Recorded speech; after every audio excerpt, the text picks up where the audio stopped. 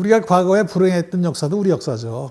우리 역사이기 때문에 그걸 저희가 사실은 받아들여야 됩니다. 그런 불행한 역사도 있었는데 그렇다고 해서 그걸 부정하면 안 되는데 결국은 그 불법적인 일이 있었기 때문에 국가가 그걸 국민한테 배상을 해야 되죠. 왜?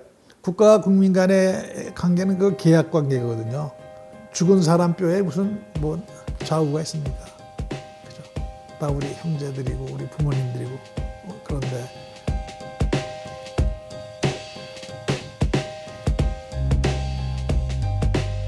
저는 그 한국충북대학교 고고미술학과 명예교수로 있습니다. 그 1997년 그 일제강제징용 희생자 유해 발굴을 이제 시작으로 해서 한국의 유해 발굴을 쭉 책임자로 일해오고 있죠. 지금도 이제 주로 그 한국 전쟁 시 민간인 희생자 집단 유해 발굴 그 책임을 맡고 있습니다. 우리나라에서 그 집단 매장지에 대한 유해 발굴은 그동안 2000년까지 해오지를 않았어요. 근데 2000년에 한국전쟁 발발 50주년 기념이었거든요. 그래서 50주년의 기념 사업의 일환으로 뭘 할까 하다가 이제 정부가 그러면 전사자 유해 발굴을 한번 해보자. 한 번도 해본 적이 없었기 때문에. 그래서 전사자 유해 발굴을 해가지고 이제 제가 8년간 책임자로 쭉 일해왔는데 그러면서 그럴 때 2005년에 진실화해를 위한 과거사 정리법이라는 게 통과가 됐어요. 그건 뭐냐면 그 한국 정부의 6.25 전쟁이 발발했을 때 한국 정부 공권력에 의해서 희생당한 불법으로 희생당한 사람들에 대한 유해를 발굴하자. 그런 이제 광범위하게 이제 의견들이 모아져 가지고 전사자 유해 발굴은 하고 있으니까 그거에 대비되는 민간인 유해 발굴하는 게 좋겠다 해가지고 2005년에 법이 만들어져서 이제 기본 조사를 했습니다. 전국에 민간인 희생자가 얼마나 났나, 공권력에 의해서 희생당한. 그래서 그 법에 의해서 2007년부터 10년까지 3년간 한시적으로 발굴을 한 게 민간인 희생자 유해 발굴의 시작이죠. 출발점은. 그래서 그 민간인 희생자 유해 발굴을 통해서 이제 저희가 알고자 했던 거는 이제 진실을 규명하는 거다. 한국 근현대에서 특히 현대사에서 일어났던 불행했던 그 과거사를 제대로 진실을 규명해서 이제 그 진실을 밝히고 그다음에 돌아가신 분들의 명예를 회복시켜 드리고 그리고 그분들에 위한 그 명예 위령 사업 그다음에 이제 그 마지막으로 배상 문제 국가가 불법적으로 이제 일을 저질렀으니까 그렇게 해야 된다. 이제 이렇게 그걸 내걸고 이제 발굴 조사를 시작하게 됐죠. 그래서 3년간 발굴하면서 한 1600구 정도 유해를 찾았어요. 집단 희생지로. 그러고 나서 이제 한시적이니까 이게 정지가 됐거든요. 그런데 저희가 발굴하면서 보니까 전국에 너무나 많은 분들이 돌아가신 걸로 이제 알려져 있었습니다. 최소 2, 30만에서 최대 100만까지 국가 공권력에 의해서 불법적으로 희생됐다. 그랬는데 그건 이제 일부 문헌사 학자들에 의해서 이렇게 내려온 이야기였지만 실제로 그렇게 돌아가셨는지는 그게 몰랐거든요. 그래서 더 발굴할 필요성이 있다. 그래가지고 2014년에 이제 시민단체들이 이제 한 50개의 시민단체들이 모여서 공동조사단을 구성을 했어요. 그래서 공동조사단 안에 발굴단을 만들고 저도 이제 공동조사단의 대표 중에 하나이자 발굴단장을 맡아서 저희가 2015년부터 발굴을 시작을 했는데 그 발굴을 시작한 목적은 그 6.25 때 돌아가신 분들의 실상이 어땠는지를 밝히고 이를 그 바탕으로 해서 그 관련법이 2010년에 없어지니까 그 많은 분들이 자기 부모들 시신을 찾고 싶은데 방법이 없어진 거예요. 그리고 2005년에 이제 일단 신고를 받을 때 그때까지만 해도 그 많은 유가족들이 무서워서 신고를 못 했어요.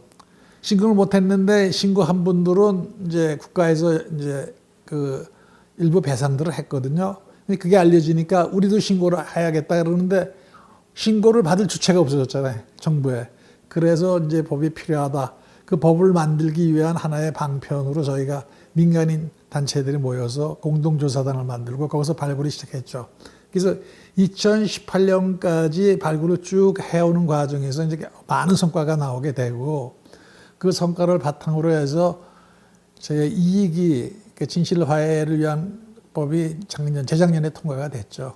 그런데 통과는 됐는데 거기에 유해 발굴에 관한 내용은 없고 그 돌아가신 분들의 그 이제 신고만 받는 그런 것만 지금 작업을 하고 있어요. 그런데 저희가 그 2015년부터 발굴을 시작할 수 있었던 거는 그 관련된 특별법이 있었어요. 제주 4.3 특별법이 있어서 이제 그 저희가 발굴 시작을 어디서 했냐면 대전 산내라는 데서 시작을 했는데 대전 산내가 최소 1,800, 최대 7,000명까지 그 이제 거기서 이제 학살당했다는 그런 내용으로 이제 알려져 있었던 데거든요. 그래서 그쪽에서 발굴을 했는데 그러면서 정부가 이제 2010년까지 나온 성과를 가지고 자 여기서 나온 유해들을 가지고 우리 어떻게 처리를 하겠느냐 하다가 2016년에 행안부의 행정안전부의 과거사 지원단이라고 하는 이제 조직체가 있었는데 거기서 그러면 국가 단위 위령 시설을 만들자. 그래서 2016년부터 국가 단위 위령 시설을 만들기 시작을 했어요, 작업을. 그래가지고 전국에 이제 몇 군데 이제 신청을 받아가지고 광역자치단체장들한테 그 선정된 데가 바로 산내 곤룡골이랍니다. 아까 100만 가까이 돌아가셨대는. 그래서 거기를 갖다 이제 발굴을 이제 해야지만 거기다 건물을 짓고 뭐 이렇게 하게 되죠. 그래서 8만 평방미터 정도의 그 부지인데 거기서 저희가 2019년부터 그 공사비 일부를 받아가지고 거기서 발굴을 시작을 해봤어요. 그러니까 그때 거기를 발굴을 할 수 있었던 거는 그 지역에서 사람이 돌아가셨다는 그 기록이 문서로 남아 있어요. 특히 그 6.25가 발발하자 그 종군 기자로 북에서 내려왔던 웨닝턴이라고 하는 그 영국 신문 기자가 있습니다. 영국 데일리 신문의 기자가 그 현장에 와서 보고 쓴 그 전문에 약 7,000명까지 죽었다고 그렇게 해서 보낸 거예요.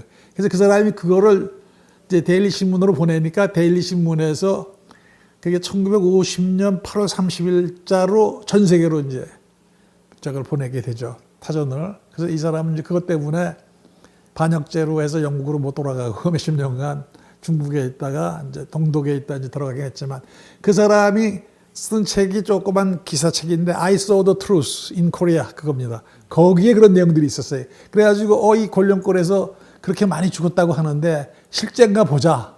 근데 그 안에 보면은 그 도랑 디치라고 하는 그 쭉 판 거 한 폭이 한 2m, 3m, 깊이가 한 6, 70, 길이가 한 100m짜리. 그게 3개. 그 다음에 60m, 30m짜리가 1개씩. 그 다음에 200m짜리가 있었다는 거예요. 그러니까 그걸 계산해 보니까 한 7,000명이라는 숫자가 그래서 나온 것 같아요. 그리고 그 전에 또 다른 미군 정보 보고서에 뭐 한 1,400명이 죽었다. 그런데다가 1999년에 미국의 그 문서, 국립문서국에서 비밀 해제가 된 그 한국전쟁 자료가 있었는데 거기에 사진이 18장 나왔어요. 거기에 보니까 정말 그 집단으로 매장한, 총살하고 매장하는 그런 사진들이 쭉 있었던 거예요. 그래서 이제 그걸 근거로 해서 저희가 발굴을 시작했어요. 2018년에. 해보니까 첫 해에 한 400구 정도가 쭉 도랑에 묻혀 있었어요. 그래서 이거 이제 계속 발굴해야 되겠다. 그래서 19년, 20년에 거쳐서 쭉 발굴을 해보니까 토탈 80m 정도의 한 900여 구 시신이 쭉 이렇게 누워 있었죠. 뼈만. 그래서 이제 그 기록이 맞는데 문제는 뭐냐면 그동안 그 한국 현대사에서 곤룡골에서 그 7,000명이 죽었다는 세상에서 가장 긴 무덤이라는 이름으로 그게 이제 알려져 있고 영화로도 나오고 그랬거든요. 그래서 그렇게 이제 주장을 했는데 좌파 학자들이 저희가 실제로 발굴을 해보니까 그 산내라고 하는 그 세상에서 제일 긴 무덤이라고 알려져 있는 그쪽에서는 그 7,000명이 아니라 많아야 한 2,000명 정도의 사람들이 처형을 당했더라. 그리고 처형도 여러 차례에 걸쳐서. 그러니까 그 전쟁이 발발했을 때 한번 처형당하고 그 다음에 이제 인공기 시절이 3개월 있었거든요. 3개월이 끝나고 나서 이제 수복되면서 부역 혐의자로 또 처형을 당하죠. 이렇게 해서 한 2차례 큰 처형이 있었고 그다음에 그 전에 이미 그 지역은 대전 형무소에서 그 사형수도로 처형했던 그런 장소예요. 그러니까 그건 이제 간헐적으로 나타나고 그래서 저희가 작년 가을에 겨울이죠. 작년 겨울에 그 토론을 하면서 지금까지 우리가 알려져 있던 대전 산내의 실체는 이게 아니다. 최소 한 2,000명 정도 소환해서 크게 2차에 걸쳐서 처형이 일어났던 그런 걸로 이제 그 다시 기록을 정정해야 되지 않겠느냐. 이제 그렇게 그 토론회를 끝냈고 보고서도 그렇게 나와 있죠. 그러면서 재작년에 이제 그게 끝나니까 재작년에 그 아산이라고 있습니다. 아산. 저희가 2017년에 그 설화산이라는 산에서 폐금강을 발굴했는데 거기에 208명의 시신이 나왔었거든요. 근데 거기는 주로 여자, 그다음에 어린아이들. 돌아가신 분들이 뭐냐면은 그 부역 혐의자로 처형된 분들의 가족들이에요. 그 가족들을 불러서 공민증을 주겠다고. 그때는 이제 우리가 공민증이라는 게 있었거든요. 도민증. 그걸 주겠다고 해서 이제 불러다가 그 1월 4일 내지 5일경에 전부 다 가서 처형을 한 거죠. 그러니까 중공군이 내려올 때 이제 처형을 했죠. 설화산 근처에 또 성제산이라고 있어요. 길 건너에. 거기는 이제 처음으로 부역 혐의자, 9.28 수복이 되면서 그 부역 혐의자를 먼저 처형을 합니다. 남자들을.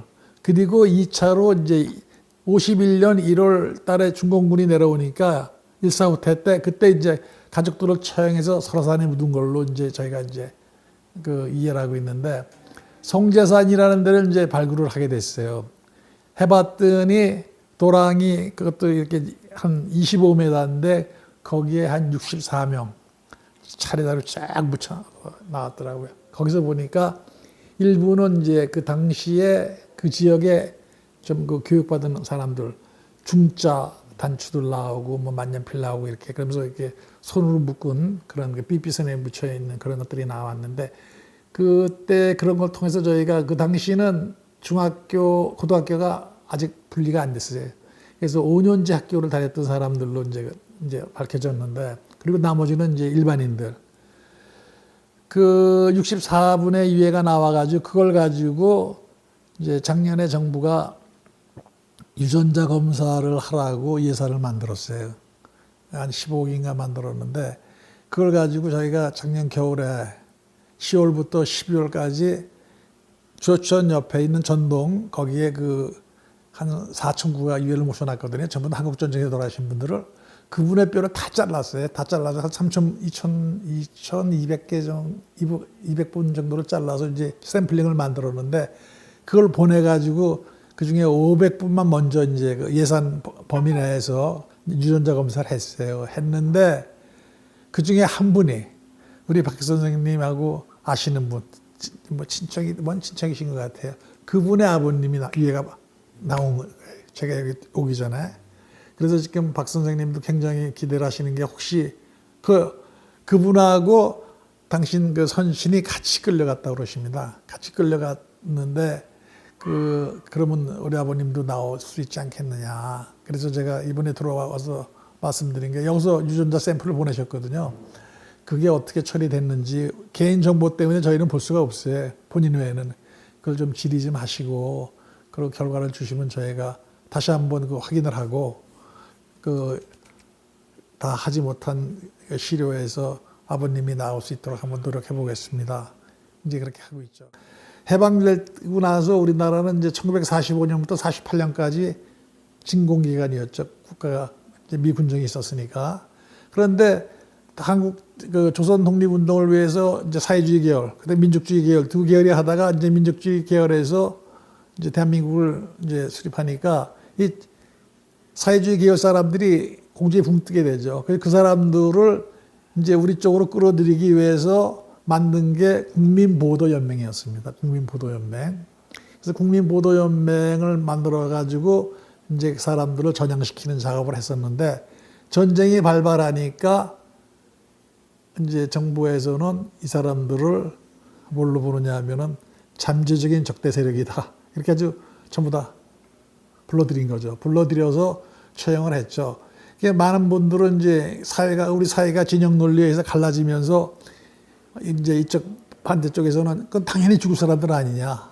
이렇게 얘기하는데 그렇다 하더라도 대한민국이 그때는 이제 국가가 완전히 그 성립이 체제가 갖춰지지 않았지만은 지금은 이제 어느 정도 다 시스템이 갖춰져 있으니까 그때 돌아가신 분들이 불법으로 처형을 당했죠. 왜냐하면 3심 재판에 의해서 돌아가신 게 아니라 그냥 불러들여 가지고 처형을 해버렸기 때문에 아무런 재판도 없이 그 불법이잖아요. 그러니까 이러한 거를 국가가 사과를 해야 되지 않느냐.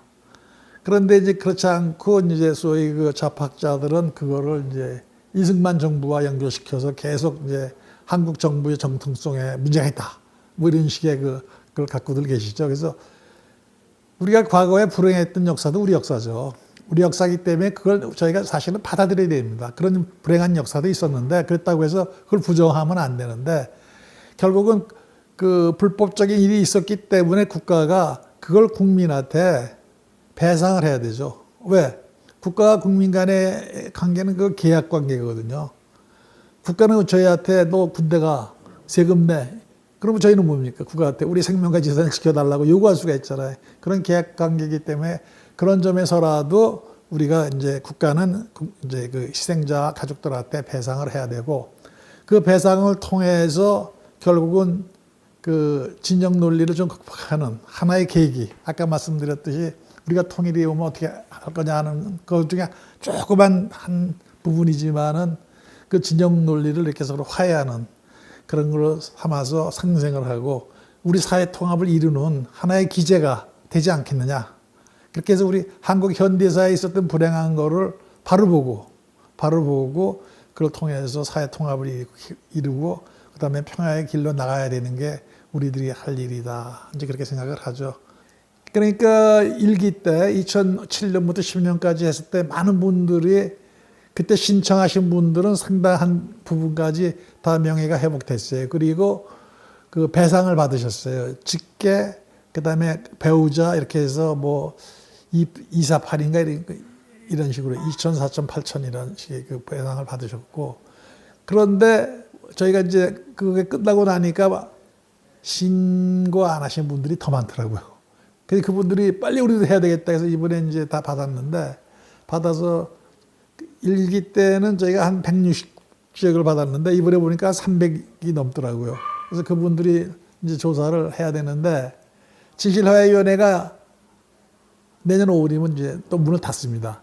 닫기 때문에 이걸 또 어떻게 해야 될 건지 동력이 이제 떨어졌기 때문에 그래서 저희가 그럼 과거사 재단을 만들어서 그걸 계속 사업을 이어가게 하든지 아니면 대통령 직속으로 유해발굴위원회를 만들어서 국군 유해발굴하고 민간 유해발굴을 동시에 처리할 수 있는 그런 시스템을 만들어주면 좋지 않겠느냐 정부에 건의를 하고 있는데 잘 논의가 안 돼요. 정치하는 친구들이 이제 국회에서 좀 해줘야 되는데 우리나라 법안을 발의하는 게 그 정부에서 발의하는 게 있고 그 다음에 국회에서 발의하는 게 있지 않습니까? 근데 국회에서 발의하는 게 제일 좋은데 정부에서는 안 하려고 그러고 진실화해를 위한 과거사 정리법을 만들 때 유해발굴에 관한 법령을 만들어 달라. 법의 뒷받침을 받아야지만 저희가 그 지방행정자치단체의 도움도 받고 예산 지원도 받고 조직도 만들 수가 있는데 그게 없으니까 안 되죠. 그 국군 전사자 유해발굴은 법에 의해서 시스템이 있지 않습니까? 그런 시스템을 만들어 달라는 거죠. 그러니까 어떤 그 뭐 좌니 우니 이런 거에 휘둘리지 않는 독립적인 기구로 만들어줘서 전문적인 그 학자 사람들에 의해서 그 진행할 수 있게끔. 그건 뭐냐면 이제 저희가 유해발굴을 할 때 가장 궁극적인 목적은 국가 정치성의 확립이라는 게 하나 있고 또 하나는 그 인류 보편적 가치인 인권이거든요. 이건 인권 측면에서 들어보는 건데 인권에서 보면은 좌우가 없죠. 하나의 같은 저희 동족인데 그렇게 접근하자고 이제 계속 강조를 하죠. 이제 유해발굴을 해서 가장 저희가 이제 보람을 느끼는 거는 이제 그 국군 같은 경우는 이제 가족을 찾아드리는 거. 신원이 확인돼서 가족을 찾아서 가족의 품으로 돌려드리는 거. 민간인도 마찬가지죠. 민간인도 저희가 지금 거의 4,900 내지 5,900를 찾았는데 그 가족을 찾은 분은 몇 분 안 되세요. 7분밖에 안 되세요. 왜냐하면은 국군 같은 경우는 이제 신원을 알 수 있는 뭐 기록이라든지 뭐 태그라도 일부가 남아 있고 그러는데 이 민간인들은 아무것도 없거든요. 도민증, 국민증 그런 게 있었는데 이미 그건 다 사가서 없어지고 또 일부 이제 돌아가신 분들이 보도연맹, 그 다음에 사상범, 그 다음에 제주 4.3 사태 희생자들, 그리고 뭐 10년 이상 중형을 받은 중형 범죄자들 이렇게 돼 있단 말이에요. 형무소 이런 데서. 그러니까 이 양반들은 아무런 저게 없어요. 기록도 없고 신분도 확인할 수 있는 것들이 전혀 없어요. 그런 방법은 하나가 뭐냐면은 이제 가족들의 증언을 듣는 거죠. 들어서 우리 아버님이 여기서 돌아가셨습니다. 그럼 거기서 저희가 유해를 발굴해서 나오면 그걸 가지고 할 수 있는 건 유일하게 유전자 검사 해보는 겁니다. 근데 유전자 검사를 하는데 유전자 기본 검사가 1인당 100만 원씩이에요. 한 건에. 근데 이게 유해가 하나 나오면 그렇게 이제 전체를 찾을 수가 있는데 막 섞여 나왔잖아요. 그러니까 사람 뼈가 206개가 있어요. 206개가 있으면 206개 다 할 수가 없잖아. 막 섞이면 두 사람이면 500개 가까이 되는데. 그래서 이제 부분만 가지고 하는데 그렇게 해서 확인을 하는 겁니다. 확인을. 그런데 저희가 이제 그 2006, 7년 전에, 6, 7년에 그 세종시에서 한 분을 찾았어요. 한 분을 찾아가지고 했더니 너무 고마워 하셨고, 이번에는 이제 제주 4.3에서 나오신 분이 유해를 찾은 거예요. 나왔어요. 유전자 검사가. 그래서 그분이 이제 제주도에서 유가족 그 따님하고 사위, 그 다음에 이제 공무원, 담당 공무원하고 와서 이제 모셔갔거든요. 뼈 많은 건데. 그때가 제일 기분, 보람 있었죠. 그렇게 고마워하시고. 이번에 이제 저희가 몇 분 찾았는데 그분도 이제 유족들이 전화를 걸어서 고맙다 그러면서 그 다음에 어떻게 처리했으면 좋겠느냐. 그런 거 상의하시고 그럴 때 그때 이제 보람이 있는 거죠. 우리가 이게 죽은 사람 뼈에 무슨 뭐 좌우가 있습니까? 그죠? 다 우리 형제들이고 우리 부모님들이고 그런데 우리 동양에서는 유해가 바깥에서 돌아가셔가지고 바깥에 구천을 떠돌고 있으면은 좀 더 이제 편안치 않게 생각하시잖아요. 우리 전통적인 사고가. 그래서 이제 사회로 이제 가족도 정상적으로 복귀하고 돌아가신 분도 이제 편안하게 이제 구천을 향해 가시는 그런 것들을 해드린다는데 보람을 느끼고 있습니다. 예. 사람이 죽으면은 저승에 가는데 저희가 죽으면 49제를 지내죠. 그 49제가 뭐냐면 저승의 10년입니다. 10년이라고 그래요. 그래서 거기 가면은 이제 염라대왕을 위해서 쭉 앉아 있는데 거기 명부시왕이라는 사람이 어떤 사람이 오면은 태어날 때부터 죽을 때까지 이걸 다 죄가를 따지는 거예요. 그게 10년인데 그게 지상에서 49일입니다. 그 49일 안에 못 가면은 저승을 못 가고 이제 구천을 떠돌아다녀야 되죠. 그런 게 우리 이제 전통에 우리의 유전자에 깔려 있죠. 그런 생각이. 그래서 이렇게 찾아들여서 그 혼을 보내드리는 그런 역할을 하는 게 정말 좋죠. 지금도 그렇지만 과거에는 그 유가족들이 우리 사회의 정상인으로 참여를 못했어요. 그 사람들은 이렇게 제외시켰던. 근데 그 사람들도 다 우리 사회의 일원으로 참여를 시켜야지만 우리 사회가 화해를 하지 않겠느냐. 우리 사회가 화해를 하지 않고 계속 진영 논리에 의해서 저렇게 싸움하고 그러면은 앞으로 나갈 수가 없죠. 앞으로 나가려면 화해를 해야 되니까. 화해하고 상생하자. 그렇게 그걸 위해서 이게 좋은 기제로 쓸 수가 있으니까 그렇게 하자. 그런 노력들을 많이 하고 그다음에 이제 강연을 통해서 그렇게도 하고 그다음에 영화 같은 그런 것도 하고 이제 유튜브 특히 유튜브에서도 많이 그걸 이제 방영들을 합니다. 저희가 해서 이제 알리려고 하는데 아직도 민간인 희생자 사건은 많은 사람들 특히 나이 드신 분들한테는 정말 피맺힌 한인데 이거를 바깥으로 다 내보내지는 못해요. 아직도 두려움이 있는 것 같아요. 왜냐하면 이거 정권이 바뀌면 또 옛날처럼 다시 우리 다 피를 입는 거 아니야? 아니 우리 자식들한테 뭐 지금도 우리나라에는 연제제가 있어요. 연제제가 폐지됐다고 그러지만 고위 공무원, 고위 장교 이건 다 신원조회로 해서 저기를 하죠. 그렇기 때문에 그런 거를 다 없는 그런 사회로 가야 되지 않겠느냐. 그렇게 하기 위해서는 이제 좀 더 많은 제일 중요한 게 홍보죠. 이게 원래 민감한 사안이라 그런지 정권이 바뀔 때마다 많이 영향을 받아요. 이게 한 예로 저희가 산내설 발굴할 때 안에 붙인 사람 중에 누가 있었냐 하면 조선 정판사 사건의 사장이었던 이관술이라는 사람하고 참모가 죽어서 묻혔어요. 근데 전번 일기 진실화해위원회, 그러니까 3년인데 위원장은 2년이거든, 임기가요. 이번에 2년 임기 위원장 하는 사람은 사회학 출신이었기 때문에 이제 이해가 많아서 저보고 밖에서 좀 찾았으면 좋겠습니다 그러는데, 이번에 다른 사람이 위원장이 됐어요. 왜 보도연맹원 좌파 쪽 사람들만 발굴하느냐. 우익인사, 그러니까 적대 세력에 의해서 죽은 사람 왜 조사를 안 하느냐. 그래서 저희가 적대 세력에 의해서 희생당한 사람들의 신고가 들어오면 한다. 그런데 적대 세력에 의해서 돌아가신 분은 이쪽 이제 사람들 아니에요. 그분들은 저희가 한국에서 70년 동안 이미 가족들이 다 찾아가셨거든요. 그래서 남아있는 분이 있다면은 신고가 들어오면 저희가 한다. 그래서 이번에 저희가 한 군데 할 겁니다. 신안 쪽에서 이제 적대 세력에 의해서 돌아가신 분들. 그런데 이제 적대 세력에서 돌아가신 분들이 주로 이제 서해안 쪽의 교회 관계가 많은데, 그분들은 이미 다 가족들이 시신을 다 찾아갔기 때문에 별로 이제 기대는 안 하죠.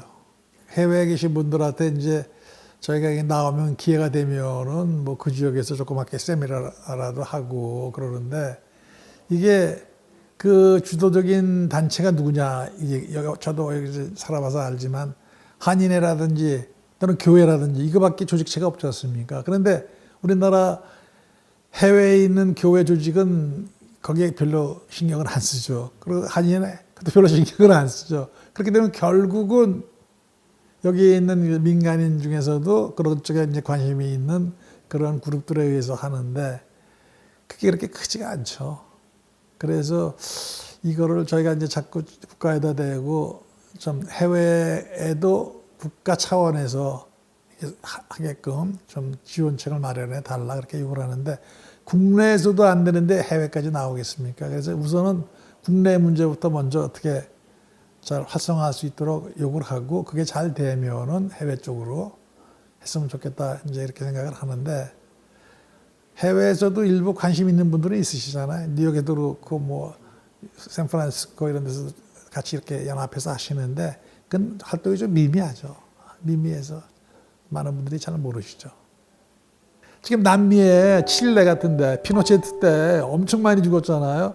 그래서 진실화해를 위한 과거사 정리라고 하는 그런 개념이 그쪽에서 나온 겁니다. 이 남미 쪽에서 페루, 칠레 이런 쪽. 그다음에 이제 유럽에서는 세르비아, 보스니아 이런데 루안다 전부 다 그렇죠. 예. 우리가 좀 늦은 편이죠. 그쪽에 비해서.